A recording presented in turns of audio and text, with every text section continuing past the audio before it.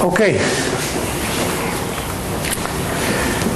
So we are here to celebrate Alex's lifelong contribution to macroeconomics, which was driven by Alex's great energy and a drive to explain to us the mechanisms driving the different forces and the different markets in macroeconomics.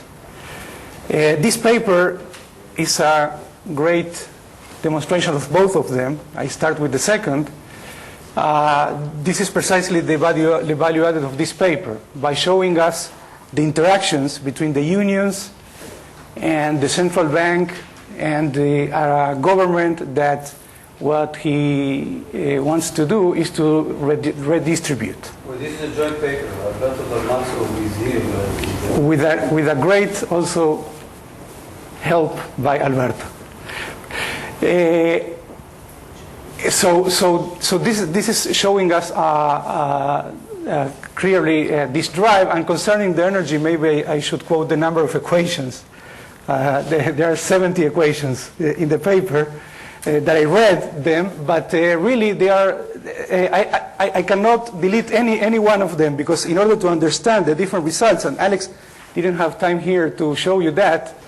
I had to go through to all the equations in order to understand what is going on there. So in general, this paper has two parts. A first part, which is in the traditional line, showing us the relationship between unions and central bank. And then there is a new part that Alex didn't have time to show the result. It is the last one, where he has a government that wants to redistribute, and he put it into an objective function and try to see what are the results.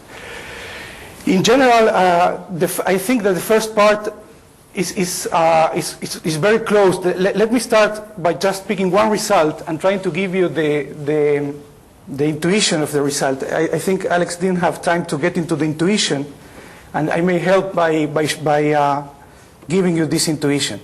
So let's take, for example, one result. The result that talks about the gross real wage is decreasing in central bank conservativeness. So in this paper, there are actually two effects. There is one negative effect, which is that unions avoid excessive wage claims, since there will be no accommodation. Thus, they want to avoid unemployment. But then there is also one positive effect of central bank conservativeness, which is related to that when unemployment benefits increase, there is an increase of wage demands. Consequently, if there is a conservative central bank, that allows for a rise in real wages and thus stimulates wage demands. So there are those two effects, and it turned in the paper for a low B, for a low level of benefits, the negative effect dominates. And in this paper, they assume actually that there is a sufficiently low B just to allow everybody to work. Everybody works in this. We're talking about unions. So we have a low B, and something that is called the competitive, which is the lowest wage. It is always higher once we reduce the tax rate. It is always higher than the benefits. So actually in this description there are all the forces that Alex mentioned, and you see here those two effects, and which is the one that is giving us the result. And this is what Alex called an over result when I show it to you through the central bank conservativeness. Now, the second part of the paper, the last one, is about redistributive policy. In my modest opinion, redistributing and not fiscal, because usually when we talk about fiscal policy, in particular when we talk about the interaction between fiscal and monetary, we tend to think about demand and things like that. Here what we have is a redistributive policy, which comes up. He didn't have time also to show that, so that's good. It comes up through an objective function that you see it there in the equation 35, where you have two elements. One of them is the will of the government to redistribute, which is the first term, and the second one, which is this term here, and the second one is the usual macroeconomic story. I mean, we want to reduce the cost of of unemployment and inflation. So Q tau are the benefits from redistribution, and he assumes that the second derivative is negative, which is a plausible assumption. And concerning the benefits, the only assumption that we have here is that the first derivative is positive, and the paper is silent about the second derivative. And also is silent about the budget constraint, whether we have a balanced budget constraint or not. Let's assume for the moment that it is a balanced budget constraint. And the main result here is that for a low level of the government, for a low tau, the central bank conservativeness increases tau. Let's take, for example, US and Scandinavia. So in the US, a conservative central banker will cause an increase in government. If there is an increase in central bank conservativeness, then the reaction will be an increase in government. And if we are in a Scandinavian country, we have the opposite result. For a high tau, the central bank conservativeness will decrease the size of government. Now, concerning this part, let me give you first the intuition. The intuition, there are two effects. One is positive, an increase in the central bank conservativeness reduces unemployment, so the government can increase redistribution. And the negative is that Alex had time to explain what the elasticity of real wage to taxes, how does it work, and he explained that when the central bank conservativeness goes up, this elasticity is higher. Thus, an increase in I, in central bank conservativeness, induces a higher cost of unemployment, and the government reacts by reducing the tax rate.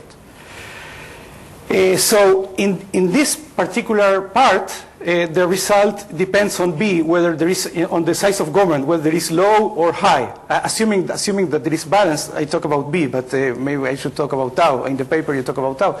So for a low size of government, the first one is higher, and for a low size of government, it is lower. So you have these results that I showed you before about US and Scandinavia. Now, this second part, I have one of my concerns is that if we talk about redistribution, the participation constraint is at the heart of the issue. Usually, for low-income people, we will find that the benefits are higher than the wage. I mean, I take this as true for unions. For unions, I take this as for granted. So all the first, I don't have any problem with the first part of the paper. Concerning the part with redistribution, I believe that for low-income people, the true story would be that the benefits are higher than the wage that they can achieve. And I give you, for example, the formula that you have in the paper. And for example, yesterday also they were talking about the foreign workers getting into Spain and England and so on. For a very high quantity of foreign workers, the wage of these foreign workers will be very low.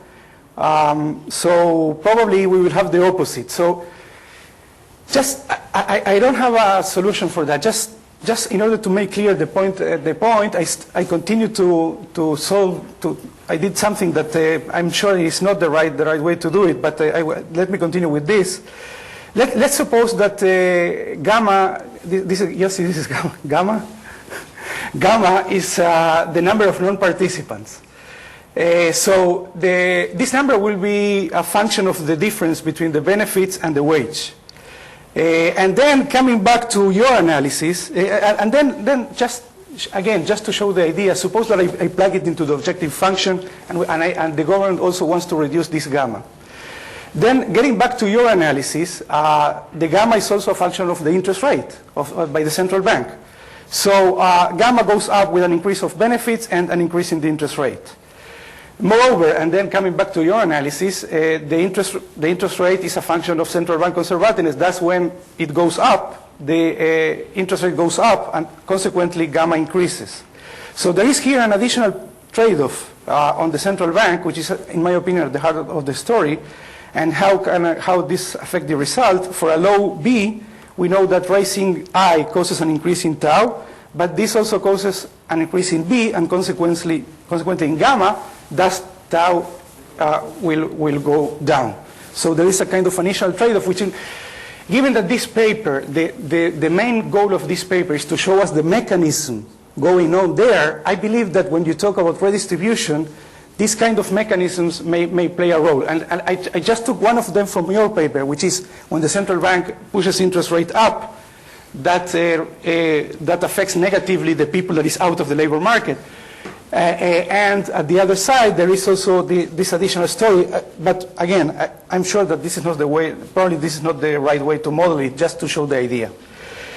One additional remark, and this will be the last one. The authors claim that for a country with a low tau, it is desirable to enforce a budget rule. Now, usually budget rules in the literature are mainly for budget deficits and not for the size of government. Concerning the size of government, there is the crucial issue of taste toward public goods. So usually, we